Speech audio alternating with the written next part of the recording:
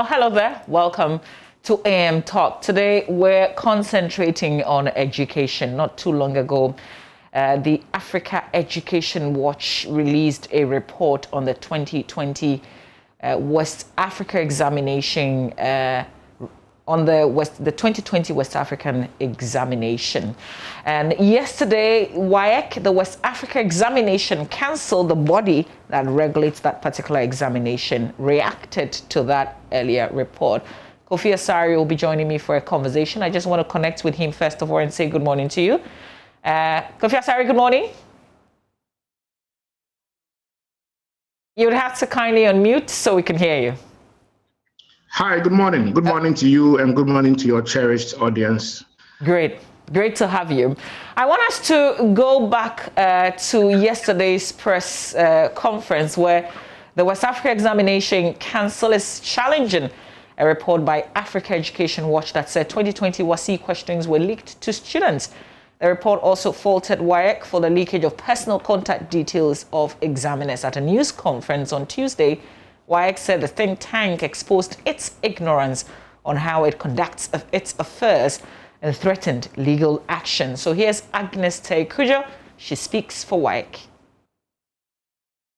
Of August 19, 2020, acknowledged the unfortunate circulation of a yet-to-be finalized version of an examiner's list for the WASSCE School 2020 on social media. The said circulated list, unfortunate as it was, did not include the critical information regarding which script the examiners would be marking, etc. The council indicated then that it had initiated investigations into the development and assured the public that steps incorporated in the marking exercises over the years ensured fairness. These steps, which were and have always been rigorously adhered to, are: 1. Swapping of scripts across regions. Scripts were swapped to ensure that scripts originating from a particular region and those from nearby or contiguous regions were not marked in that region. So if you attended a school in the Greater Accra region, your script is not marked here in Accra, neither is it marked at a region close to Accra. So that is the essence of swapping of scripts. And even when we swap the scripts, we don't do it wholesale such that we know that every script of a candidate in Greater Accra is being marked in a particular region. We distribute some of the scripts to one region and another to another region to ensure that nobody can tell where the scripts are being marked. Then 2, exclusion of school names on script envelopes and mark sheets.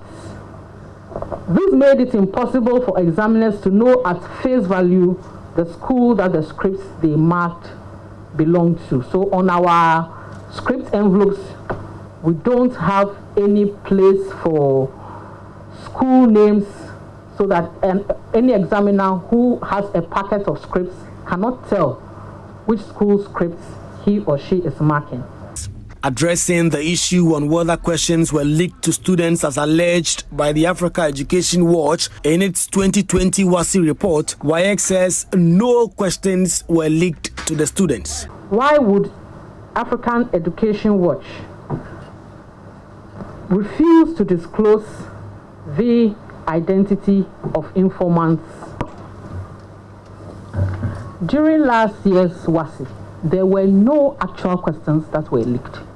They insist the questions that flooded social media pages just hours before the start of the examination were fake. The council is threatening it may be forced to take legal action against Africa Education Watch. Well, Executive Director of Africa Education Watch, as you know, is with us. He will be reacting to what we've just heard. Kofi, essentially, WAEC is saying that you misled all of us with your report. All right. Let me indicate that our report is our commitment to supporting the government of Ghana on the basis of His Excellency the President's State of the Nation's address pronouncement that his government will strengthen WAEC. Strengthening WAEC became an issue during the electioneering campaign, and also is still an issue that merited the President's pronouncement because we know there's something to strengthen. WAEC has suffered some integrity deficits as a result of technology overtaking it in its operations. We admit that in the past 15 years, since the proliferation of mobile phones and social media, dominated the Ghanaian space, WAEC has been overtaken by technology. And WAEC itself, in its 2013 report, indicated that the business of examination fraud has reached criminal dimensions that are now beyond it. This is in WAEC's own report of 2013, the registrar's report. So we are dealing with an issue that has escalated in the past 15 years due to technology. And we expect that in dealing with such issues that have virtually become a subculture in our examining system, there will be resistance from WAEC being the body in the center of this quality deficits. Be that as it may, we are not surprised that WAEC is defending everything. It is normal with human institutions. Human institutions will always resist change, and more so where the quality of their service is in the middle of our call for change, there would definitely be resistance. But I will only refer all Ghanaians whom WAEC sought to convince that our report was incredible to go to WAEC's own Facebook page or their Twitter handle and assess a press statement WAEC issued on the 19th of August 2020. On page 2 of that press statement, 2.3, subsection 3, WAEC themselves indicated that questions for the core mass paper were leaked on social media and signed by the same PRO who addressed the meeting yesterday. So Ghanaians should just go and pick that press release and acquaint themselves with WAEC's own admission in the statement of 19th August 2020, which is still published on their social media handles, and which we have a copy here, signed, original, by their PRO. Yeah, and then reconcile what they said then with what they're saying now. But Kofi, sorry, Kofi, not to cut you. I would love for you to continue, but just on this issue, I also want to refer you to their statement yesterday where they indicate that, yes, something was posted out there, but it was snapping of the actual paper and posting it online a few minutes after the start of the examination. This is what WAEC said in 2020 August. It said that snapshot, I'm reading verbatim, snapshots of the mathematics core 2 paper were posted on social media platforms after the release of the paper from WAEC Strong Room. The distance from WAEC Strong Room, most of WAEC Strong Room to their centers, sometimes it takes up to 2 to 3 hours before questions arrive at the center. So what is the minutes? What is WAEC talking about now? Have they changed their own position in August 2020? You see, we need to be honest with ourselves. I'm reading from WAEC's own press statement signed by Agnes Taikuju, Mrs. on the 19th of August 2020, and they are saying that snapshots of the core mass paper were posted on social media platforms after the release of the paper from their strong rooms. And if you have studied the trajectory of leakage, questions always leak, or normally would leak, when they leave WAEC's strong room, when they are in the custody of the Ghana police, and then they also, teachers will also come into the chain. So when they are in the custody of invigilators, most of them are teachers and Ghana police, that is where questions leak. And so WAEC cannot tell us that these questions which we got around 3 a.m. and shared with the leadership of the teacher unions and members of the Parliamentary Select Committee leaked minutes before the examination. We shared the questions at dawn. If you remember, on that day, the head of NAGRAT was on radio complaining about the leakage because we were sharing the questions with them. Immediately we received them at dawn. So why cannot be inconsistent here? We are focused on pursuing a reform agenda. Part of our discussion should not be whether questions leak or questions don't leak. Part of our discussion should not be whether examination or practices started yesterday or today. It started 15 years ago. It's been there all over, but 15 years ago, it reached a crescendo because of the proliferation of mobile phone and social media. But our focus is on engaging the Ministry of Education to initiate the needed reforms. No, WAEC. WAEC cannot reform itself. Because if WAEC can reform itself, we wouldn't have been having this discussion today. And so it is the policy owner, the Ministry of Education, that has the mandate of Ghanaians and is bound to implement the president's strengthening WAEC agenda, not WAEC themselves. Mm.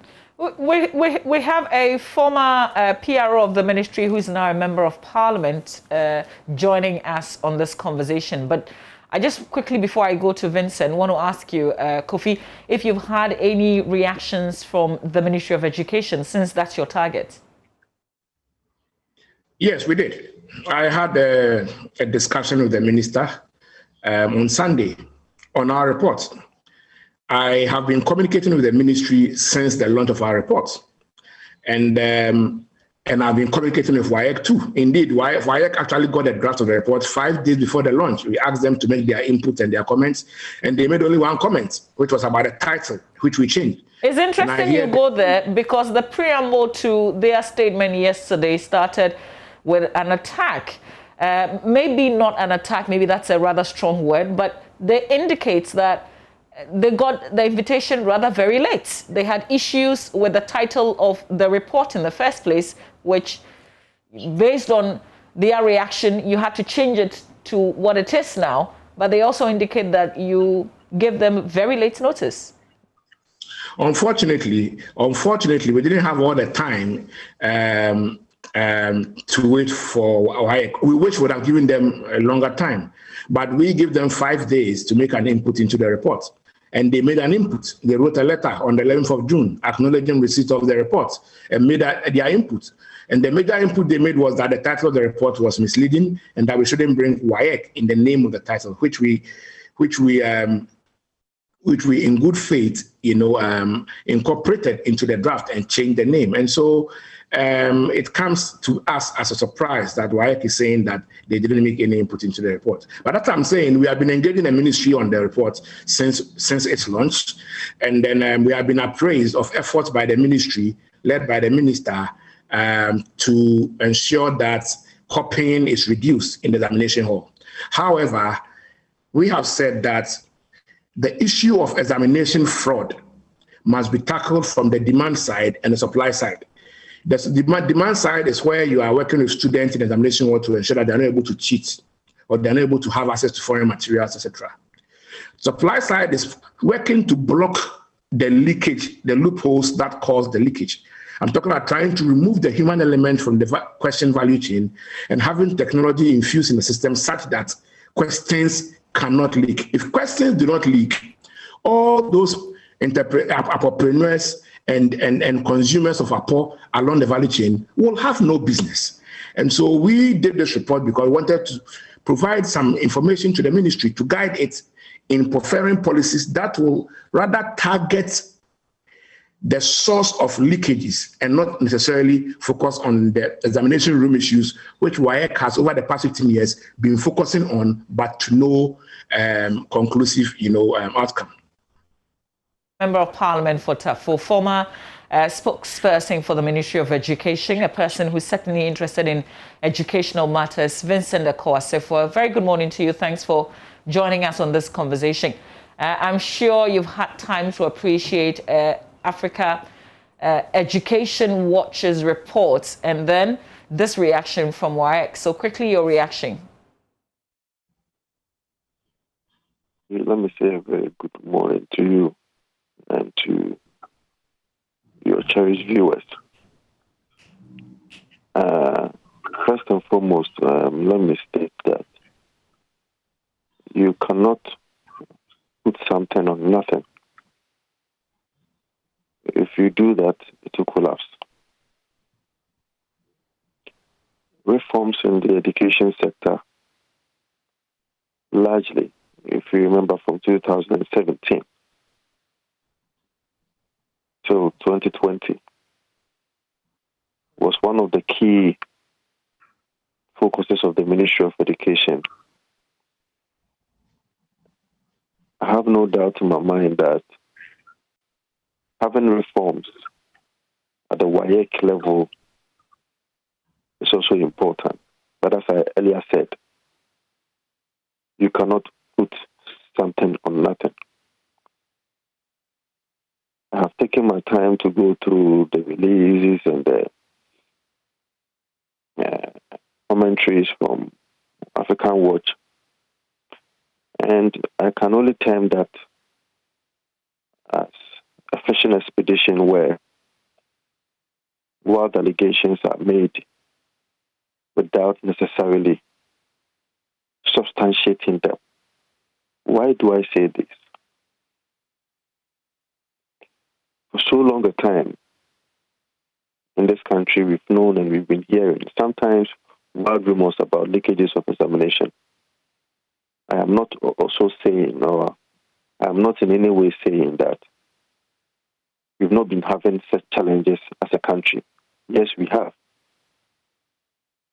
But asking for reforms based on allegations, for me, is not fair. All these things are coming on the backdrop of the release of the West African Examination Council report in 2020, or results in 2020, where it came to bear that the students were able to do well as compared to previous years. For that matter, the question of whether the free SHS has improved quality or otherwise. The results in 2020 clearly stipulated or showed that for the first time in the history of WASSCE, the population who wrote the examination had over 50% of them passing core mathematics. Now, people who made commentaries on... Sorry, the title of the report by Africa Education Watch had no connection with free SHS. And it's an independent assessment of the conduct of the 2020 WASSCE by WAEC. So it's interesting that you connected to whether or not free SHS has been beneficial in that sense. I'm giving you a background as to what African Watch's commentaries has been ever since the release of the WASSCE result came.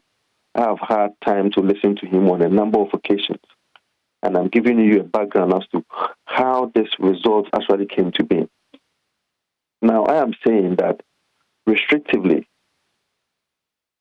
the 2020 WASSCE results that is almost becoming a reason for Africa Watch to say that we need to have reforms at the WAEC level because we had most of the examination questions late. And for that matter, going ahead to propose a certain technological advancements in the way that questions are set. That is the point that I made, that yes, it is important that these things are done, but you cannot put something on nothing. I would expect that Africa Watch will make these general recommendations without necessarily making those allegations whereby it dents the integrity and image of an institution, that is, having an international image, a global image, whereby everybody can attest to the fact that, at least in Africa, WAEC has been doing a job that is worthy of commendation. Vincent, that WAEC is not a state institution. And if an independent body has come up with a report, are you saying that it really doesn't matter what they put there because of the commentary by its members prior to the release of the report? It is not a question of putting out a report. It is a question of the validity and the substance of the report. If you listen to me well, I said you cannot put something on nothing. If you do that, it will collapse. I am of the opinion, and as a member of the Select Committee of Parliament of Education, that yes, reforms generally are important, but you seek or you do not seek to call for a reform and dent the integrity and image of an institution just on the basis or on the altar that you want to put something on nothing. All right, so let's have a discussion. Let me give Kofi an opportunity to react to what you've said. Kofi Asare? Well, it's difficult to have anyway. Well, let me just correct my good friend Vincent that it is not true that for the first time 50% of candidates had a pass in commerce. It is not true. Even in 2019, 65% of students passed commerce. And so you should check the results he's quoting and then come back with right figures. It is difficult to continue the discussion with Vincent because obviously he hasn't read our report. He's insinuating, he's just making emotional statement to defend his tenure when he was at the ministry. He's only, effusing emotions this morning. He hasn't read the report. He's not making any factual claim here. And it is that difficult to pursue, to continue having the discussion with him. He's asking us to make recommendations without making findings. On the basis of which findings should the ACS recommend us to make the recommendations? We have made findings in our report. And one of our findings is that some of the questions leaked. And in our findings, we quote WAEC's own letter on the 19th of August, where they themselves admitted that questions have leaked. And you are sitting here saying that questions did not leak. I mean, how can we continue with this discussion, with this mindset? I'm sorry. The discussion we are having with the Honorable Member of Parliament is actually a disservice because he's actually not speaking to facts. And he's only, spewing emotions, which is not part of our objective. Our objective is to influence policy. If you read the report, you realize that the chronology of how examination malpractices has gained, traction in our assessment system is outlined from as far back as 2010. He hasn't read the report. That's why he's sitting here saying that we are saying that WASSCE 2020 was when leakage happened, and then comparing WASSCE 2020. We are talking about WASSCE 2020 results. We are not talking about results here. You see, everything for Vincent is politics. I'm sorry, we don't aim to do politics here. If they themselves come out and politicize the results, the politicization of WASSCE results started with governments, political parties, politicians. They have politicized WASSCE results. So it is now difficult for any objective-minded organization to do advocacy around ensuring credible examinations because the outcome of examinations have successfully been politicized by politicians, including what he is just doing. There is no correlation between what we are discussing here and what's the results. And then I said free senior high school. But he woke up and then just delved into free senior high school. Okay, so when that discussion happens, it makes it difficult for any meaningful reform to take place in the assessment sector because the impression is created that a politician is a beneficiary of the present subculture, which is a corrupt assessment system. And we are all shying away from discussing what is obvious to all. And so I'm sorry that the tangent that he has taken will not help the policy discourse at all. Okay, so let's just look at an observation that he raised objectively. So he talks about Africa Education Watch making commentary on free senior high school education and quality. And that's a basis where he begins his analysis from. Is there any, I mean, can you, if you like, blame him for connecting where you've always stood in terms of your assessment and this report? Can you delink the two totally? Again, one, I am not the author of the report. We commissioned a consultant. Two, Africa Education Watch, our position on the free senior high school has been consistent. We have been consistent in saying that there is no evidence available to us at the moment that suggests that the free senior high school lacks quality. We have said this over and over. Even last 2 weeks or so, I was on this network with Dr. Tano, and I repeated it. We have said it over and over. Listen, this statement by Vincent, they are only, informed by paranoia. Being paranoid, this policy paranoia and, obsession about free senior high school, policy fetishism. Immediately somebody mentions free senior high school, then you're looking at your back. You become nervous. We should stop and detach our emotions from a policy which is working, and then stop this paranoia. When have I said, or when has Africa Education Watch indicated that a free senior high school lack quality? I mean, let's move. Let's advance the discussion beyond propaganda. Okay, so Kofi, let me finish up with him because I have a number of follow-ups based on the press conference yesterday. Vincent, Kofi, has given you a reaction to the concerns that you raised there. Have you read the reports that they put out? I cannot answer, or I cannot blame for Kofi's inability to listen to what I said. I cannot also be blamed for his lack of accommodating dissenting opinions. And we all know Kofi. We've been in this country for so long. I don't know when Kofi all of a sudden gained a repository of knowledge where people cannot have dissenting opinions. I made a point that generally having reforms at the level of WAEC is important and is something that I subscribe to, especially as a member of the Education Committee. Did he listen to that or he didn't? I cannot be blamed if he doesn't listen. I also said that the fact that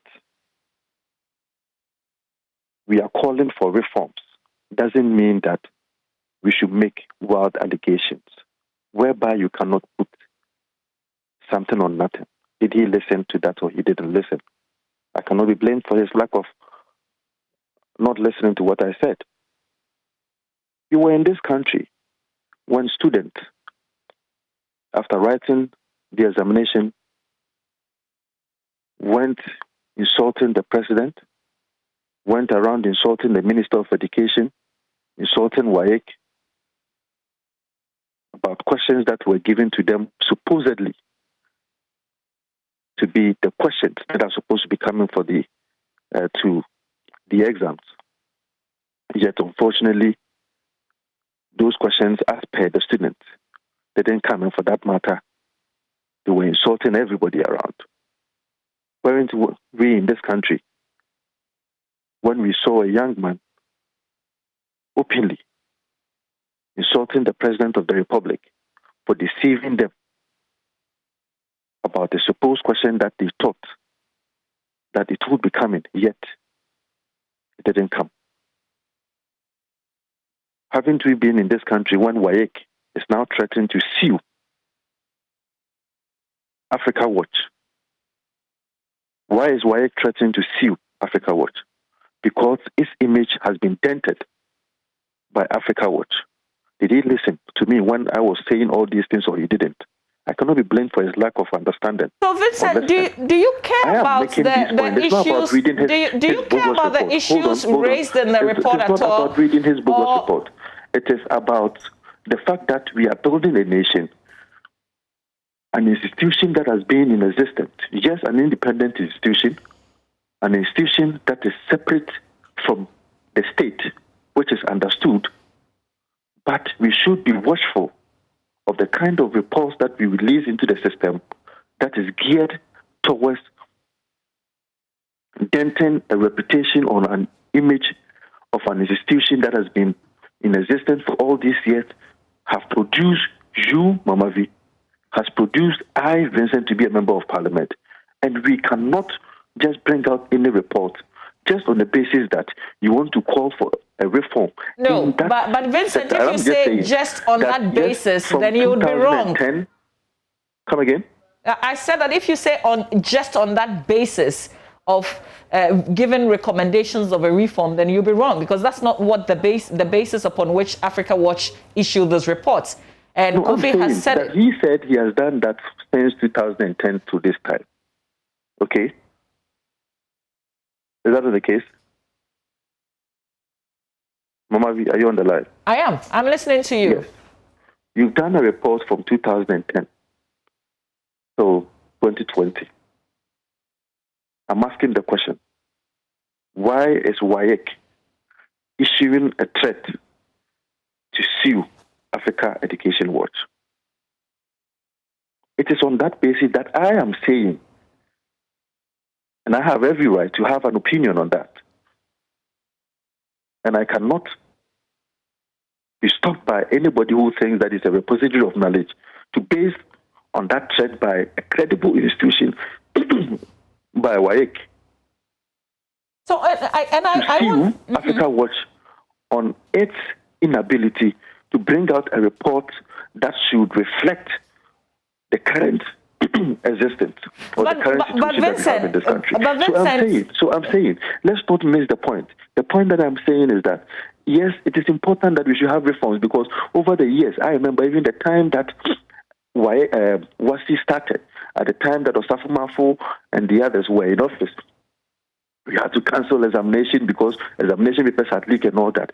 This is trite knowledge that we all know. So we should have the discussion in such a way that the institution that has been credible, the institution that has been producing you and I, we do not necessarily dent the reputation of that institution just on the basis that we are calling for a reform. That is my point, and Kofi Asare should listen.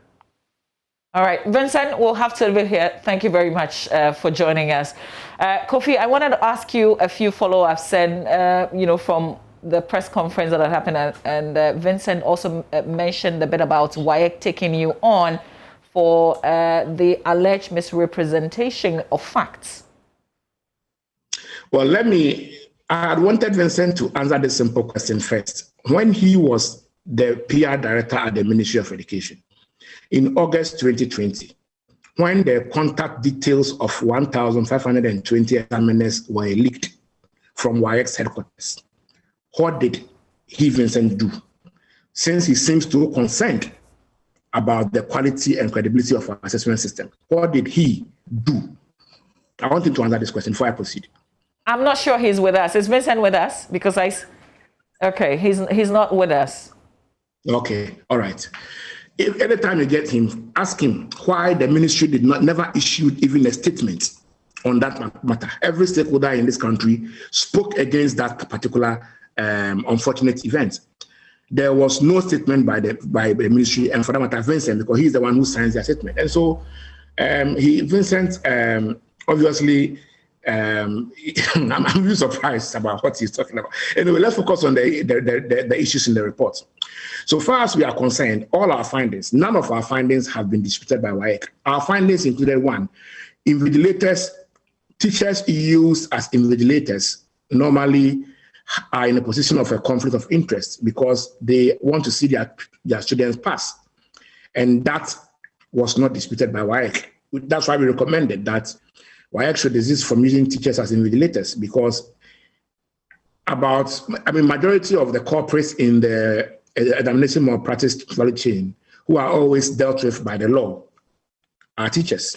And so we cannot pretend that having them as invigilators is not one of the problem. It is part. And indeed, yesterday, Agnes also addressed that. She said, they've tried to not let teachers who teach specific subjects invigilate those papers, but of course, it's a human institution.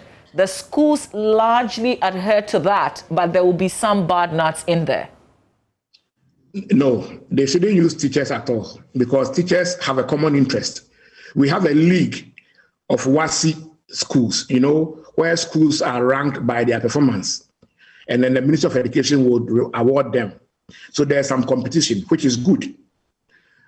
It is not about someone who passes only maths. It's about the number of students passing all 6 subjects from A1 to C6. So every teacher will have the solidarity to ensure that all the subjects of the other teachers pass. So that is actually consistent with the British standards of examining authorities, which WAEC itself claims to be a standard. It is not our imagination. Okay. Sorry, Kofi, Vincent just reconnected and he was listening, so he wants to answer the question that you raised. And then when we come back, because I don't have time, your reaction to the threats of a possible court action. Vincent, welcome back. And I guess you want to answer the question that he posed? Mamazi, the question that Kofi is asking goes ahead to corroborate the point that I'm making,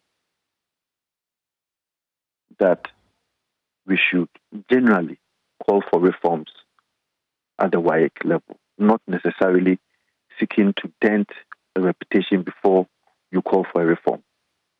The question I asked in answering him, how does the publication of the over 1,500 examiners, their names, their emails, their contacts, how does that publication dents or attacks the credibility of an examination process? I ask this because if I schooled in St. Hubert's Seminary and I know that examiners' names, contact emails have been published, which is not supposed to be the case. It leaked unknowingly by WAEC. How will I, as a student, know the particular examiner who would be marking my exams? And for that matter, we think that the credibility of the examination process has been attacked. I am not also pontificating or making it right what has been a wrong thing unknowingly done by WAEC. So it corroborates my point that we should not seek to dent the reputation of an institution before we can call or before we can generally call for reforms. Kofi, that's the response that he's given to the question you asked. He hasn't responded. The question is, what did he do then? He hasn't responded. What did he do then when the leakage occurred? What did he do? Another lack of understanding of how the Ministry of Education works. What did he do? I was a public relations officer at the Ministry of Education.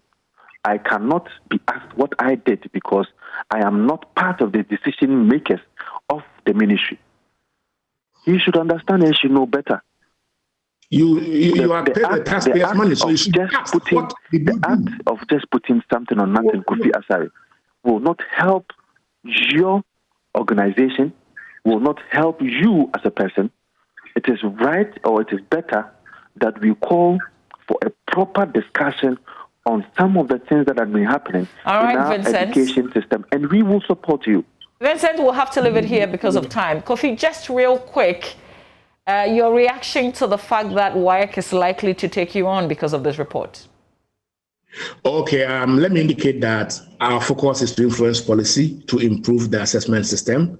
We acknowledge that in Ghana, it is a taboo to have difficult discussions about pressing problems, because most times we feel shy to talk about them. But we are prepared to have difficult discussions about such challenges and confront the issues today instead of deferring it for the future. And that is why we knew what we were entering, 7 months after commissioning this particular report. Why taking us to court? It's unfortunate because we have been guided by the public's interest in all our dealings, and we have also engaged WAEC during the process. But be that as may, if they still feel that they have been slighted, bruised, or they feel injured by any aspect of our publication, and that the law court is the best forum for them, they have every right to do so. I mean, that is not to say that we are not standing by everything we are saying in the report. We stand by every finding in the report. And WAEC taking us to court is nothing new. We took WAEC to court last year, August. We've been in court since last year, August, when they released the names and contacts of the examiners. And so being in court with WAEC is nothing new. But we want the focus of our report, to be on supporting the ministry to implement the recommendations, so that we will be having a different discussion tomorrow, and not the same discussion tomorrow. Thankfully, the ministry is listening to you, so we'll see how that goes. Kofi Asare is Executive Director, African Education Watch. Vincent Akosefo, Member of Parliament for Old Tafo, former spokesperson of the Ministry of Education, and he's also a member of the Select Committee on Education in Parliament. He also joined this conversation. We have another conversation on COVID-19. The new variant, the Delta strain, and the effectiveness or otherwise of the jabs that some of us have already taken, and what we are looking forward to also purchasing. That's coming up. We have Professor John Japong, Vice Chancellor of the University of Health and Allied Sciences. There you are, sir. Good morning. Thank you for joining us. Benjamin Akapo is going to be taking over this conversation, so you've got to stay with us. This is still the AM Show.